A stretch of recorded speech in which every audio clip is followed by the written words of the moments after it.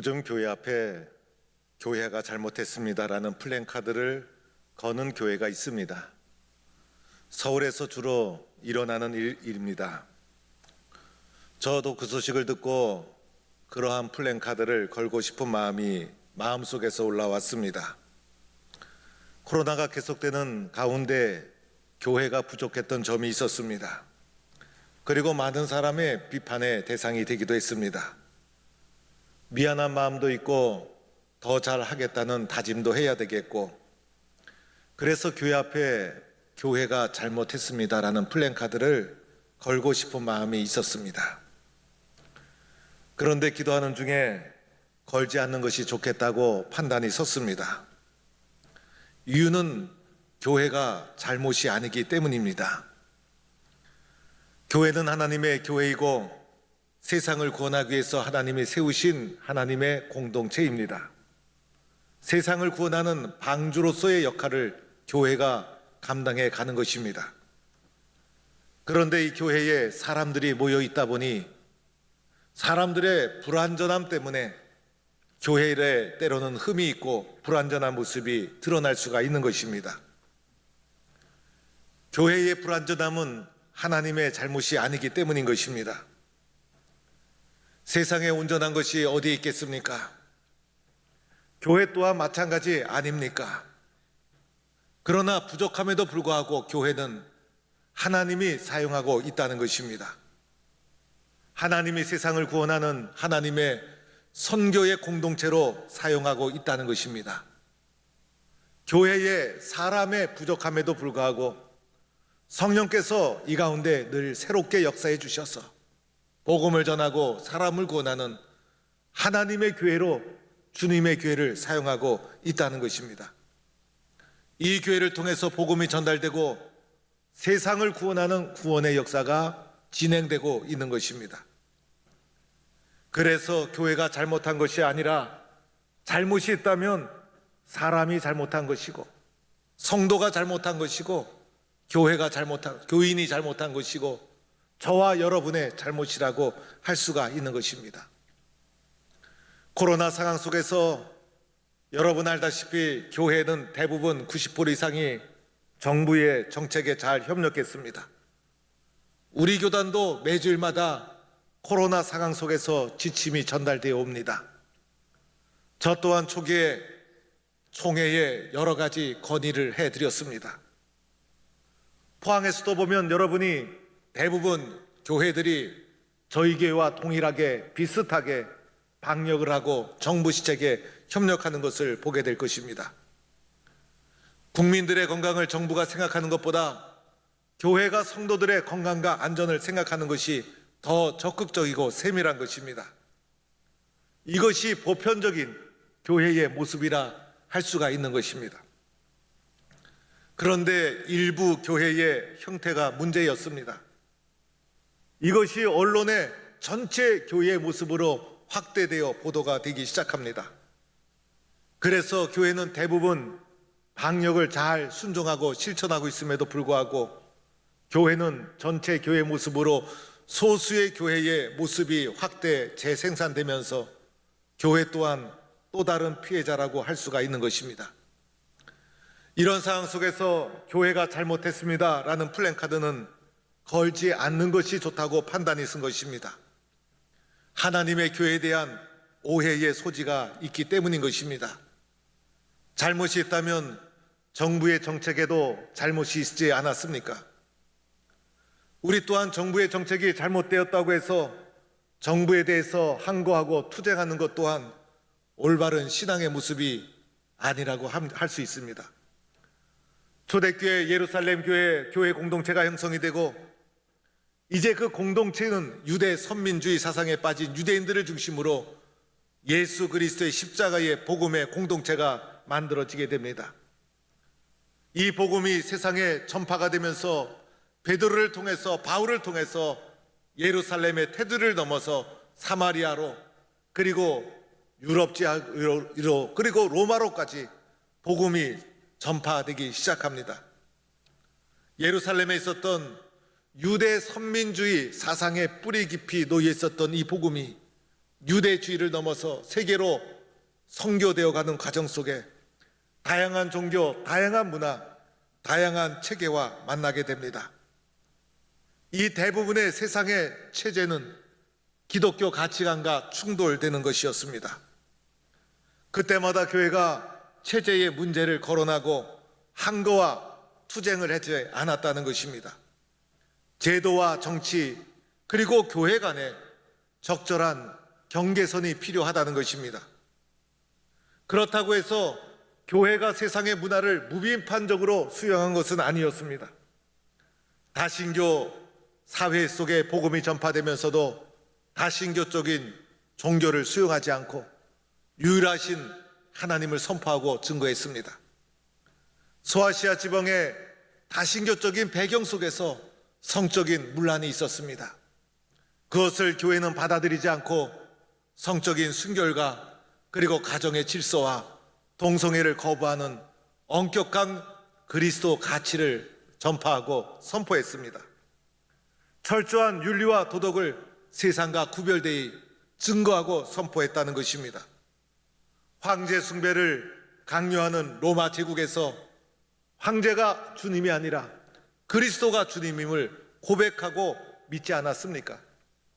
노예제도가 존속하는 사회 속에 복음이 전달되어서 종과 주인이 한 교회에 모였을 때 신분이 파괴되고 그리스도 안에서 하나가 되지 않았습니까? 무엇을 말해주고 있는 것입니까? 교회는 철저하게 사람에게 관심을 가지고 있다는 것입니다. 사람의 영혼, 사람의 구원, 사람의 변화, 사람에게 교회는 초점이 놓여져 있는 것입니다. 사람의 변화를 통해 세상을 변화하는 것이 교회의 선교적인 하나님의 방법이고, 제도가 아무리 달라도 바뀌어도 사람이 바뀌지 않는 한 그것은 올바른 제도가 될 수 없다는 것입니다. 철저하게 사람의 구원, 사람의 영혼, 사람에게 초점이 놓여져 있는 것입니다. 따라서 교회는 정치하는 것이 아니라 복음으로 사람을 구하고 사람을 변화시키는 곳, 그래서 신앙과 세상 정치 사이에 교회의 역할에 대한 지혜로운 분별력이 우리에게 필요하다고 할 수가 있는 것입니다. 그러면 코로나 상황이 장기화되면서 이렇게 고난과 어려움이 지속되는 오늘의 상황 속에서 우리는 어떻게 처신하고 행동해야 될까? 오늘 이런 고난의 상황 속에서 우리들은 나 자신의 신앙을 영적으로 성찰하는 계기로 삼아야 한다는 것입니다. 그래서 하나님 앞에 나의 부족함은 없는가? 나의 허물은 없는가? 눈물로 회개하는 기회로 삼아야 합니다. 예수님을 본받아 더 낮아지고 진실하고 겸손할 것을 다짐해야 합니다. 예수님의 십자가만을 바라보고 살아갈 것을 다짐하고 예수님의 십자가를 깊이 있게 체험할 수 있도록 영적인 나 자신의 경건에 힘써야 하는 것입니다. 이 기간이 길어지면서 인내라는 과정으로 이겨나가야 합니다. 어려울 때 비판과 책망보다도 격려와 사랑으로, 인정으로 서로 도와주어야 합니다. 그래서 오늘 이 고난의 기간이 영적으로 바로 서는 계기, 내가 하나님을 뿌리 깊게 신뢰하고 믿을 수 있는 영적인 사람으로 거듭나는 계기로 삼아야 한다는 것입니다. 나를 움직이는 것은 오직 하나님의 말씀이어야 합니다. 우리 교회를 이끌어가는 것도 오직 하나님의 말씀이어야 합니다. 세상의 논쟁과 그리고 이념에 휘말리지 말고 하나님의 말씀에 순종하는 나로 다듬어가고 훈련시켜 가야 합니다. 그래서 이 코로나 상황이 장기화되는 오늘 이 순간 나 자신의 영성, 나 자신의 신앙, 나 개인의 믿음, 여기에 초점을 두고 우리는 이 어려움을 잘 이겨나가야 내가 하나님 앞에 다시 살아날 수가 있는 것이고, 우리 교회도 살아나는 것이고, 우리의 일터도 살아나는 것이고, 나라와 민족을 살리는 길이 되어지는 것입니다. 오늘 예레미야 선지자, 유대의 마지막 선지자였습니다. 유대 왕국의 멸망을 지켜보면서 너무나 가슴이 아파서 말씀을 태어나지 않고는 견딜 수 없었던 예언자, 유대 왕국이 멸망해가는 것을 바라보면서 말씀을 선포하니 얼마나 가슴이 아프겠어요. 그래서 예레미야 선지자를 눈물의 선지자라 부르고 있습니다. 예레미야 선지자 오늘 말씀해 보니 시위대 뜰에 있을 때라고 말씀이 시작됩니다. 예레미야 선지자가 시위대 뜰에 있었는데 이 시위대 뜰은 감옥을 가리키는 것입니다. 예레미야 선지자가 감옥에 갇혀 있는 상황 속에서 말씀을 대언하고 있는 것입니다. 여호와의 말씀이 그에게 두 번째 임하니라. 감옥에 갇혀 있을 때 두 번째로 예레미야에게 말씀이 임해서 선포한다는 것입니다. 두 번째 임했다는 것은 첫 번째 임한 말씀이 있었다는 것을 전제합니다. 이 첫 번째 예언 활동 때문에 시드기야 왕의 미움을 받아서 시위대 뜰 감옥에 갇히게 된 것입니다.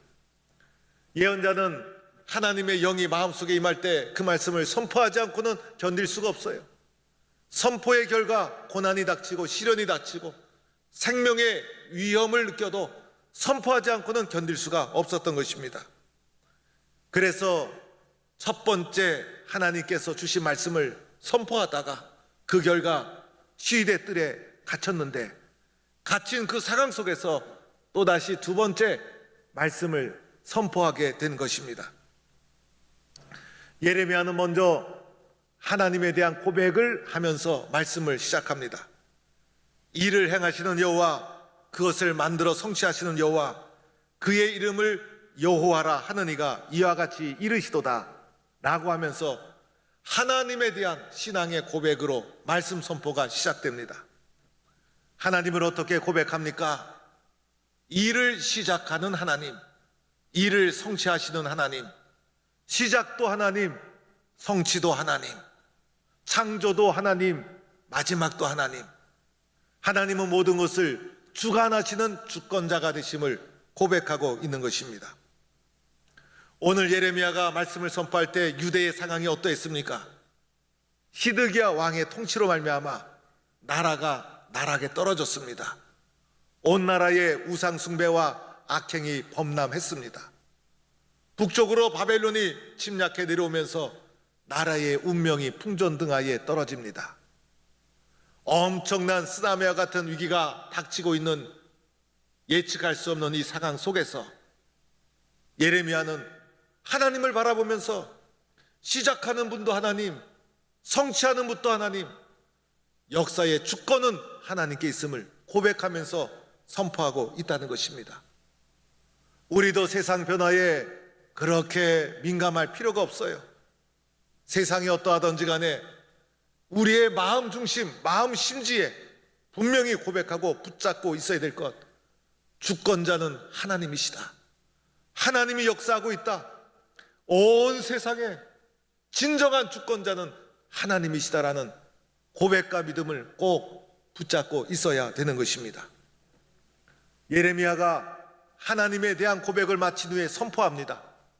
첫 번째 선포가 너는 내게 부르짖으라 였습니다. 너는 내게 부르짖으라, 너는 내게 부르짖으라. 백성들을 향해서 너는 하나님께 부르짖어라. 이것이 예레미야의 선포의 내용이었습니다. 특별한 것을 요구하는 것이 아닙니다. 부르짖어라, 너는 내게 부르짖어라. 그래야 너희들이 산다는 것입니다. 하나님이 예레미야를 통해서 너는 내게 부르짖으라 선포하신 배경이 있어요. 예레미야의 첫 번째 선포의 주제 중에 하나가 심판이었습니다. 이 심판 때문에 시드기야 왕의 미움을 받았던 거예요. 유대 왕국의 멸망을 선포한 것입니다. 전무후무한 엄청난 재난이 불어 닥칠 것이다. 유대 왕국은 결국은 망하고 예루살렘은 폐허가 될 것이다. 예레미야가 거침없이 비극적인 종말을 선언하고 예언했습니다. 그 결과 시드기야 왕의 미움을 받아 감옥에 갇힌 거예요. 거짓 예언자들은 그렇게 선포하지 않았어요. 시드기야 왕이요, 아무 일도 일어나지 않습니다. 괜찮습니다. 좋습니다. 이렇게 시드기야의 비유를 맞추는 말을 선포합니다. 그러나 예레미야는 영적으로 세상을 바라보면서 하나님을 떠난 유대 왕국, 우상을 숭배하는 유대 왕국, 그들의 죄악, 그들의 악행 때문에 심판을 피할 수 없다는 것입니다. 재앙과 심판의 원인은 그들의 죄악이었어요. 하나님의 백성임에도 불구하고 계약을 파기하고 불순종하고 하나님을 떠나고 우상을 숭배하고 그 결과 망할 수밖에 없다는 것입니다. 민족의 운명을 영적으로 내다보면서 가슴 아픈 심정으로 눈물을 흘리면서 하나님의 말씀을 멸망을 선포할 때 얼마나 마음이 찢어지겠습니까? 멸망을 선포한 다가오는 심판 앞에서 우리들이 해야 될 것이 무엇일까? 다급한 심정으로 예레미야가 선포하는 것이 너는 내게 부르짖으라 라는 것입니다. 이 길 외에는 다른 길이 없다는 것입니다. 다급한 심정으로 밀려오는 심판 앞에, 멸망 앞에 우리들이 해야 될 것, 너는 내게 부르짖으라, 이렇게 말씀하고 있는 것입니다. 우리가 하나님 앞에 부르짖어야 될 내용이 무엇일까? 하나님 살려주세요, 하나님 구원해주세요, 하나님 재앙을 물리쳐주세요, 바빌론을 하나님 막아주세요, 여러 가지 부르짖는 내용이 있을 수 있어요. 오늘의 삶 속에서 하나님 도와주세요, 하나님 일터가 흔들리고 사업장이 흔들려요, 우리의 인생과 삶을 지켜주세요, 부르짖을 수 있어요. 그 내용 중에 꼭 들어가 있어야 될 내용이 있습니다. 바로 회개의 요청이었어요. 왜냐하면 멸망과 심판의 원인이 죄악이었기 때문에 그 죄악을 회개하는 부르짖음을 요청하고 있다는 것입니다. 이것이 내가 살 수 있는 길이요, 내가 다가오는 고난을 이길 수 있는 길이라는 것입니다. 오늘 이 시대를 보면 예레미야 시대와 얼마나 비슷한지 몰라요. 오늘 내가 주님 앞에 해야 될 것이 무엇일까? 만물의 주권자이심을 고백하고 하나님 앞에 부르짖어야 합니다. 이 길 외에는 길이 없습니다.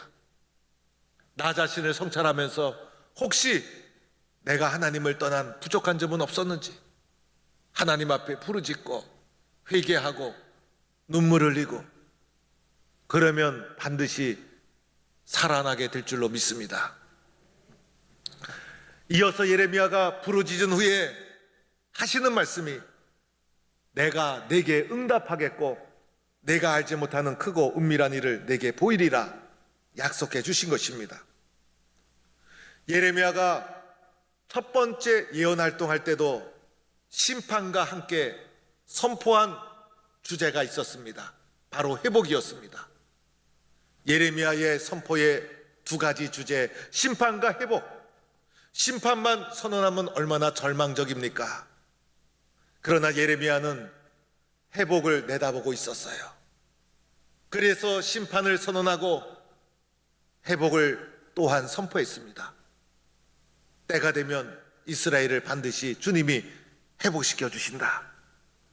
그래서 오늘 말씀도 너는 내게 부르짖으라 라고 하는 이후에 내가 내게 응답하겠고 내가 알지 못하는 크고 은밀한 일을 내게 보이리라, 회복의 선포를 해 주시고 있는 것이에요. 때가 되면 영원한 사랑으로 우리를 다시 일으켜 세워 주십니다. 바벨론도 영원한 것이 아니라 언젠가는 무너질 수밖에 없어요. 세상에 그 어떤 것도 영원한 것은 아무것도 없는 것입니다. 하나님이 우리를 회복시켜 주시되 내가 미처 상상할 수도 없었던, 우리의 이성으로 계획할 수 없었던 놀라운 모습으로 우리를 회복시켜 주십니다. 그 전의 상태로만 회복시켜 주시는 것이 아니라 그 전의 상태에서 상상할 수도 없었던 모습으로 우리를 회복시켜 주신다는 것입니다. 회복이 있기에 시련을 이길 수가 있는 것입니다. 회복이 있기에 재난도 두려운 것이 아닙니다. 회복의 믿음이 있으면 이기지 못할 것이 없는 것입니다. 그래서 오늘 우리에게 너는 내게 부르짖으라 말씀해 주고 있는 것입니다. 저희 아버님은 이북에서 홀로 월남하셨어요. 저희 할머니도 홀로 월남하시고 이남에 월남하셔서 두 분이 부자 상봉을 하게 됩니다. 아버님 이남에서 결혼하시고 가정을 이루면서 5남매를 두게 됩니다. 그 중에 제가 장남이었습니다. 아버님은 늘 월남하면서 죽을 수도 있었는데 하나님이 살려주시고 가정을 이루게 해주시고 5남매를 두게 된 것 늘 감사하게 생각했습니다. 어릴 적에도 잠자리에 들면 이불을 아버님이 다 깔아줬어요. 그리고 벽에도 탁탁탁 5개 놓으시고 눕도록 한 다음에 이불도 덮어주시고 그리고 기도해 주셨어요. 그리고 방을 나가기 전에 그 등잔 호롱불 그것도 후 하고 아버님이 마지막으로 끄시고 나가셨어요. 그런데 화가 나면 또 얼마나 무서운지 몰라요. 어느 날 제가 아버님한테 회초리를 맞는 일이 있었어요. 그때는 회초리를 때려도 왜 이렇게 쌀이 회초리로 아프게 때렸는지 몰라요. 그걸로 종아리를 거두라 그러더니 찰싹 때리던데 너무나 아파가지고 삭삭 빌면서 울었던 기억이 나요. 때리고 나서 아버님이 흥분하셔서 조금 과하게 때려서 제 종아리에 쌀이 회초리 자국이 쫙 났어요. 아버님 미안하셨던지 약을 가져오라. 그런데 집에 있는 약이 안티프라민이었어요. 그때는 좋은 약인 줄 알았는데 어쩐지 좀 따가운 느낌이 아직도 있어요. 따가운 건데 그걸 아버님이 발라주면서 아버님이 아프지 하면서 아버님이 눈물을 글썽글썽하며 저희 아버님 좀 눈물도 많으세요. 아버님이 우시는 거예요.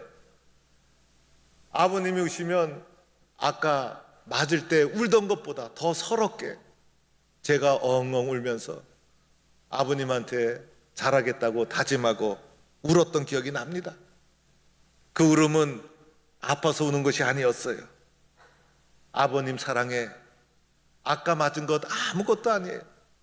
아픈 거 다 잊혀지고 약을 발라주는 사랑의 손길, 아버님의 그 사랑을 느끼는 순간 매를 맞았던 것 기억도 나지 않고 상처가 되지 않고 회복받고 그리고 다시 한번 잘할 것을 다짐하게 되었던 기억이 납니다. 회복의 믿음만 있으면, 회복의 사랑만 있으면 두려움 다 사라지고 절망도 이기고 고난도 이기고 회복의 믿음을 가지고 일어서는 성도가 될 수 있기를 바랍니다. 하나님은 우리를 반드시 회복시켜 주십니다. 사랑하는 성도 여러분, 교회라는 것은 성도들이 모여서 얼굴을 마주보고 대면하고 그리고 서로가 끌어안고 사랑을 나누면서 이루어지는 것이 교회 공동체, 마치 가정과도 같은 것이 교회인데 코로나 상황이 장기화되면서 교회의 기능이 마비되고 말았습니다. 마음 놓고 모일 수도 없고 마음 놓고 대화할 수도 없고 마음 놓고 기도할 수도 없습니다. 그러다 보니 영적인 갈급함은 점점 쌓여갑니다. 그리고 세상에서 밀려오는 고난의 크기는 점점 커갑니다. 그뿐만 아니라 시간이 흐르면서 영적인 나태함에 우리 자신이 서서히 길들여 가기 시작합니다.